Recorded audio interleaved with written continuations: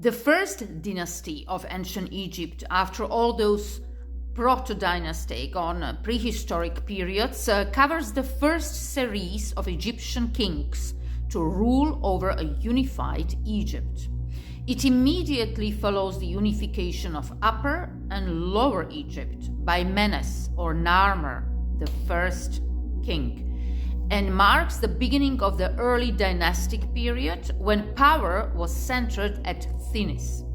The date of this period is subject to a scholarly debate about the Egyptian chronology.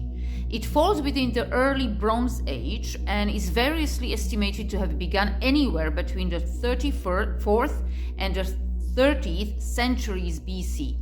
In the study from 2013, based on radiocarbon dates, the accession of Hor-Aha, another king, the second king of the first dynasty, was placed between 3111 and 3045 BC with 68% confidence, and between 3218 and 3035 with 95% confidence.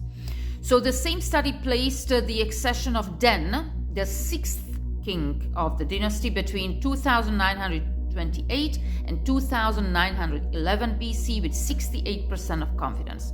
Although a radiocarbon analysis from 2023 placed Den's accession potentially earlier, between 3011 and 2921, with a broader window of 3104 to 2913. So these radiocarbon dates and this whole analysis is quite complex, but like the further we go in the modern times, we can actually have a better and better dates and where we place the individual kings, especially because we don't have many dates from these Bronze Age and from these early dynasties. So this dynasty, information about this dynasty is derived from a few monuments and other objects bearing royal names, the most important being the Narmer pellet and the Narmer mace head, as well as Den and Ka king lists. No detailed records of the first two dynasties have survived. Except for the terse lists on the Palermo stone, the account in Manetho's Egyptica, which is a book, contradicts both the archaeological evidence and the other historical records. Manetho names 9 rulers of the first dynasty, only one of whose names matches the other sources, and offers information for only 4 of them. Egyptian hieroglyphs were fully developed by then, and their shapes would be used with little change for more than 3,000 years.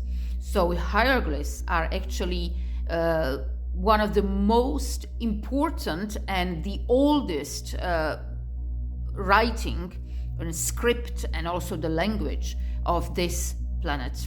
That's really interesting. We have large tombs of pharaohs at Abydos and Nakada, in addition to cemeteries at Saqqara and Helva near Memphis, reveal structures built largely of wood and mud bricks with some small use of stone for walls and floors. And stone was used in quantity for the manufacturing of ornaments, vessels, and occasionally for statues. And of course, tamarisk or salt cedar was used to build boats such as the Abydos boats. One of the most important indigenous woodworking techniques was the fixed mortise and tenon joint. And this is marvelous that we have a lot of artifacts, but we don't have exactly the chronology of rulers of the first dynasty.